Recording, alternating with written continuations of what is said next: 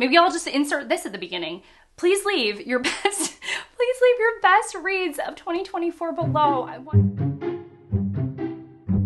Hey everyone, hi, welcome or welcome back to my channel.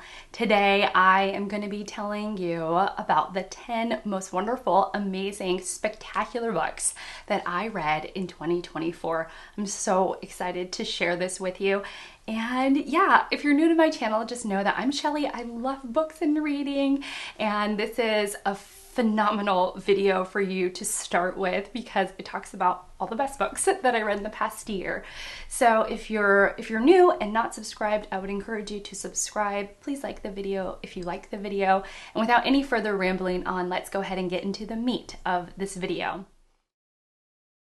When I took a step back and I looked at my list, I noticed that I have 5 books tied for 4th place, 3 books tied for 3rd place, and the first and second book, the best book and runner-up, keep flip-flopping. Though I'm going with my gut and I'm going to put my #1 book as my favorite read for the year.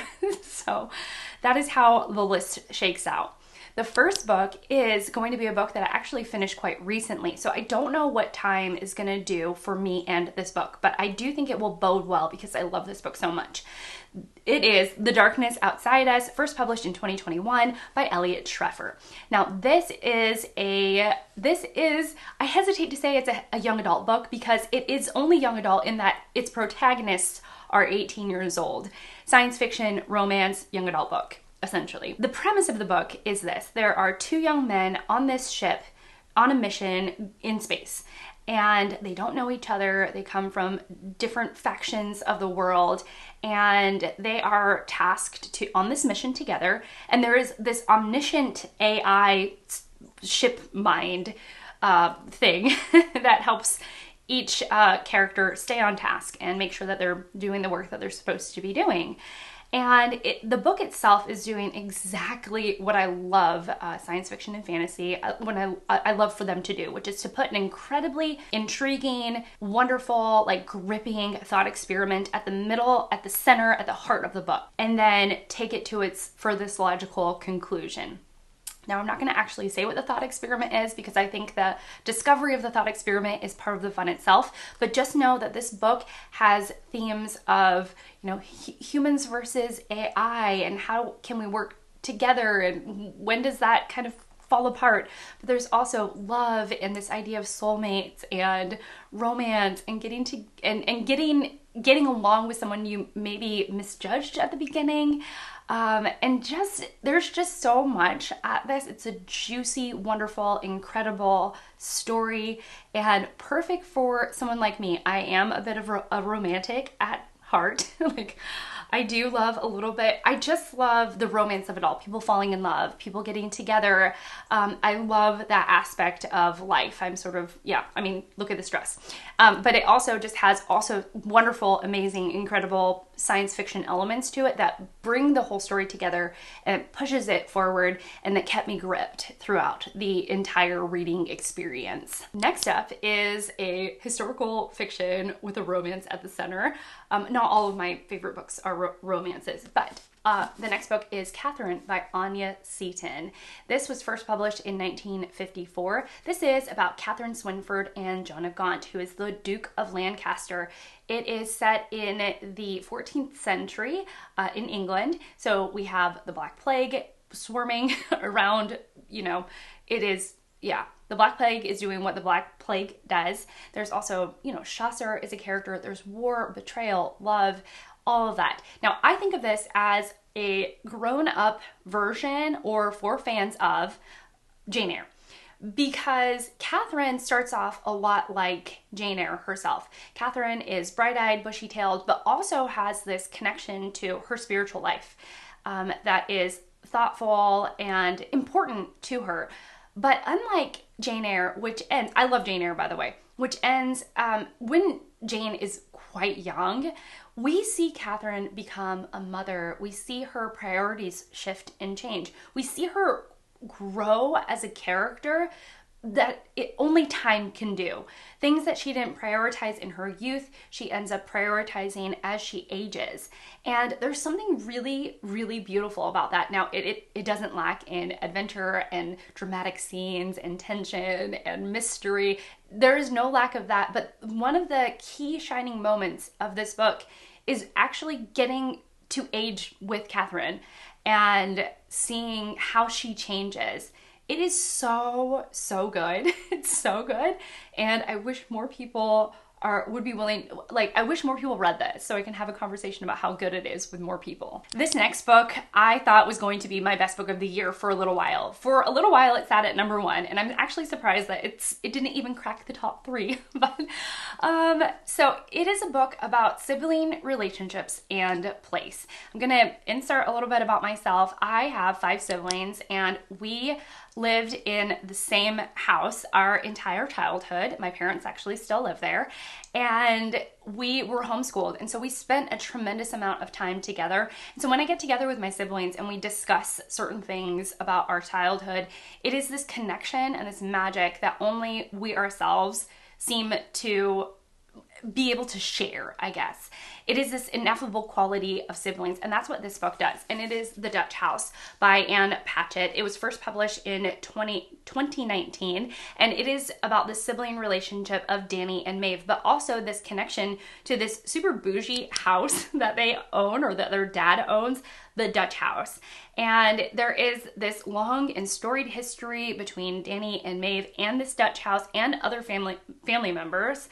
And as they get older and they talk to other people who are involved in their household, it helps them recontextualize things that happened in their childhood, not necessarily even traumatic things, but things that they didn't understand at the time. This story is told from Danny's perspective as he looks back on his life, and he's telling it to you in this non-linear, very story-timey way. And I just loved it. I loved it. Mostly, I thought that Ann Patchett captured this ineffable quality between siblings that, I mean, it's ineffable, right? Like, I can't explain it. That is just so precious. This love, this deep love, and this deep connection that you have with another person. I'm not gonna cry. I love all my siblings. They're wonderful. And this brought me really close to how I feel about my siblings. The things that you just love about them, their flaws, the things that you overlook, all of that stuff is in this book.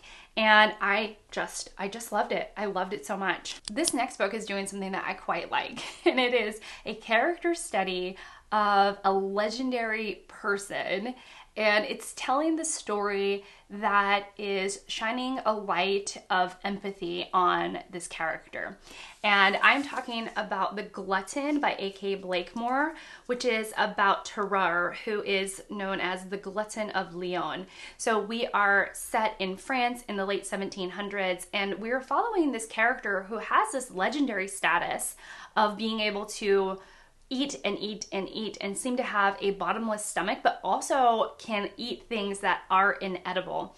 So you have this legend, right? And what Blakemore does is that she takes you through Terreur's life, and she writes in a way that she doesn't let magical realism or magic or any fantasy enter into the story. What she does is she pushes realism to its furthest logical conclusion. And so you can see that when somebody is telling Terreur's story, if they just embellish ever so slightly, then it would become this incredibly magical story. But the story itself that she is telling is really rooted and grounded in reality, which is wonderful. But overall, it's a compelling character study of this monstrous, in a sense, person, and trying to answer the question, who creates the monster? Is it society, or does the monster just live in the person themselves? And so there's that question at the heart of it, but there's also this wonderful and incredible atmospheric writing that is it's perfect for people who love Victorian novels. It's perfect for spooky season, but for people who don't want to be creeped out. It just has that je ne sais quoi of atmosphere that is perfect and perfectly done. Super good book. My last book that sits at the number 4 spot, you know, that's tied for number 4, is a book that I love so much. I love all these books. Why am I saying that? Okay, so it is a book that is a character study of one young man and his life, his mess ups, the shame that he carries, why he carries that shame. It explores themes of family and identity. Anyways, it is The Heart's Invisible Furies by John Boyne.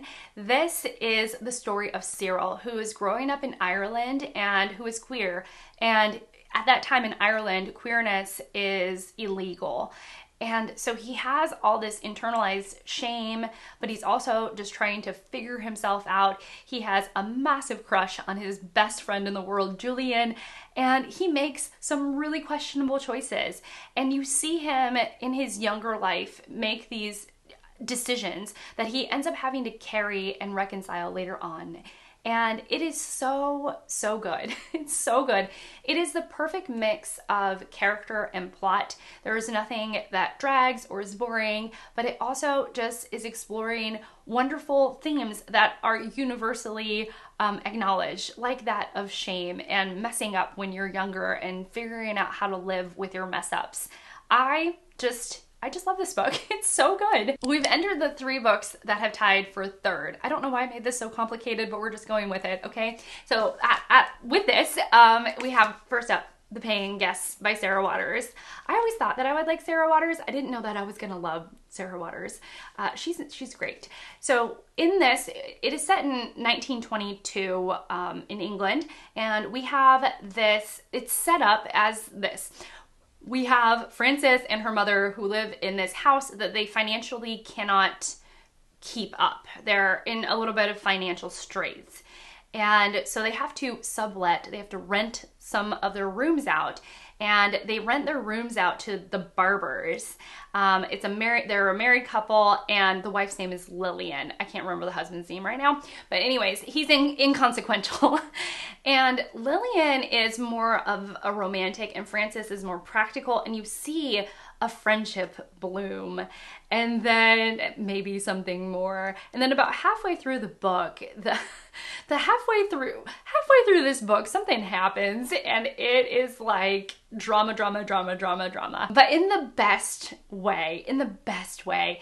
It kept me hooked. It kept me reading. At times, I was starting to feel very paranoid and questioning all of my choices and questioning what I had just read. And I just realized in retrospect, like, what a brilliant writer Sarah Waters is, and just her willingness to take her time to build the plot. And then when the plot actually takes off, how satisfying it is. The second book that tied for the 3rd spot is the book that I actually learned the most from, which is No Small Feat. And it is Cast by Isabel Wilkerson, first published in 2020. Now what Wilkerson sets out to do is that her thesis is that the United States has an invisible caste system that is unacknowledged, that actually mirrors that of India and Nazi Germany. She does such an incredible job proving her thesis, not just with historical evidence and examples that she is pulling all from sources all over. I mean, that part is great, but she also writes about her own experiences. And it's the blend of those two things. It's the blend of history, thoughtful writing, and personal experience that she is able to write this absolutely stunning, ironclad argument. It is so good. And the writing is approachable, the writing is super thoughtful, and it's one of those books that I have carried with me ever since I read it, and I don't think that I will forget it anytime soon. The last book to make the number 3 spot is The Last Samurai by Helen DeWitt. This is the weirdest book I have probably ever read. I don't know, it's so weird. I remember texting a friend and telling him that I am so engaged with the writing and I'm so enjoying the experience, but I don't know what. I feel like everything that she was writing about, DeWitt is writing about, is down to earth and grounded, not pretentious, not talking down, but it was also really entertaining. And I didn't I don't know how it exactly fits in with the story, but it all somehow works. So here's what the story is. It is about Sibylla, who is a single mother living in England, doesn't have a lot of financial stability in her life, but she's also parenting a brilliant child named Ludo, like genius level. And in that, she has these themes in her life, these core values, one of which is Kurosawa's Seven Samurai, which she watches on repeat and she's obsessed with, but she also thinks that being bored is worse than death. Is that right? Yes, boredom is a fate worse than death. And so Ludo has these values, you know, in him. Kurosawa's Seven Samurai, the fact that he shouldn't be bored or that he should find a way out of his boredom. And so about halfway through, he begins to try and figure out who his father is. And so in a weird way, he sets up his own hero's journey, and he is setting out he's like interviewing people who would make the best father for him. And he goes on that journey, and it is weird. And it is odd. And it is so good. The writing is so engaging. I don't know what to think of this book, but all I know is that it stuck with me. So many of these scenes I have continued to think about, and they're just fantastic. The number 2 book, which keeps on flip-flopping with the number 1 book, you know, I struggle to make up my mind, but I have for this video. The number 2 book is a fantastic one, and it is The Amazing Adventures of Cavalier and Clay by Michael Chabon, first published in 2000. This is about cousins Joe and Sam. Joe has just shown up in Brooklyn, New York, after fleeing Nazi-occupied Prague, and he is coming to stay with his cousin, who is Brooklyn-born, and his cousin's name is Sam, and they decide to take on the comic book industry. Now, what Chabon does that is so incredibly brilliant is that he is writing about the importance and the impact the comic book industry has had on so much that has followed it. And so you're getting comic book history. Now, do I care about comic books? Absolutely not. Did I care about the comic books that Michael Chabon was talking about? Absolutely. He made me care about an industry that I otherwise really wouldn't care about. But here's also what's interesting is that there was a moment where I was wondering if the comic book that he creates, that he has his characters create, which is called The Escape Artist or The Escapist, I think. I was wondering if that was actually real, because there are these little footnotes, there are these little nods to the impact that Joe and Sammy's comic book has on the industry. And so I started to wonder, is this real? No, it's not real, but he did such a good job. And we're also talking about World War II, but in this very like sideways way. We're not directly talking about World War II, but we're talking about the impacts of World War II in the US. And that also was phenomenal. But also there's great characters, there's great character development, and it's wonderful. It is a wonderful book. And Michael Chabon pulls it off seamlessly. He puts so much in this book, but he pulls it off seamlessly. And I think one of the best parts is that you really get this underdog feel. You get this underdog feel because Joe and Sam should not succeed. And you're rooting for them, you want them to succeed, and you'll have to read to find out if they do. But it is just so good. It's so good, y'all. My number one book is a book that explores the gray of humanity. There aren't any answers, there are only questions out there. And we are studying a family of 4 and the pressure that life is bestowing upon them and the weirdness that comes out because of that pressure. So it is The Bee Sting by Paul Murray, first published in 2023. In this, we are following an Irish family living in a small town in Ireland named the Barneses, who previously had some financial stability, actually quite a bit of financial stability, but when we meet them, the finances of their life is starting to crumble. And as that starts to crumble, the weight of some of the parents' life choices, because this is a family of 4, we have Imelda, Dickie, and then the children, teenage female named Cass, and then a young man, 11, 12, named PJ. And so we are watching the weight, and in some ways it's the financial stress, but it's also the gossip of the town and the history of this couple and of this family. We're watching the weight of the world crush this family, and we're watching it slowly.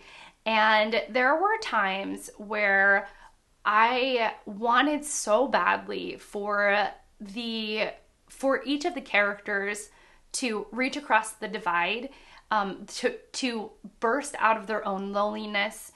Oh my gosh, I feel like I'm mumbling that. Their own loneliness to connect with someone else in a true and authentic way. And through Murray's writing, you understand why that is so difficult. And it was so good. It was so good, y'all. Like, it was one of those books that I have not stopped thinking about. Thankfully, I read it with a friend, and her and I talked about it for ages. My friend Anita and we went on so many different rabbit hole discussions, trying to figure out the book, thinking deeply about the book. And I not only loved our discussions, but the reading experience, it was like a drug to me. I was so gripped in Murray's pages. I could not put the book down, and it's quite long. So I felt just immersed in the issues and problems and the weight of Murray's writing and the character. Like, I was in it with the characters, and I was just at times like, no, don't make that decision. But I just cared so much. And it was a fantastic read. It's a fantastic read. So yeah, now just know also, I'm just going to say that this book often makes it to the people's worst of list. So it's very, very polarizing. And the reasons why people don't like it is exactly why I have liked it. I love the length. I love the the morally grayness of it all, the questionable decisions of our characters, the odd writing style. It's very, it changes, the writing style changes, the voice changes every time we switch to someone else's perspective. And some of the writing is pretty, it takes a minute to get used to. And so all these little quirks and all of these little oddities that I think that you sometimes just have to jump right in. At least that's the kind of reader I am, that I just jumped right in and I was like, I'm here with you, Paul Murray. Tell me this story, suck me in. I want all of it. I think for other people, they're just like, what is this? This is awful. So just know that it is a flavor. And it's not for everyone, but it is a Shelley flavor, and I loved it. I loved it, y'all. It is the best book for me in 2024, and I just thought it was phenomenal. So that's it. Let me know about your best books. I'm gonna leave that as a pinned comment down below because I did not ask at the beginning, and I very much regret that. I am always looking for wonderful, fantastic, amazing, beautiful reads, and I get a lot of my recommendations from you all. So please let me know. Thank you so much for watching. Thank you so much for being here and spending this time with me. I tremendously appreciate you. And I will see you all, hopefully, in my next one. Bye!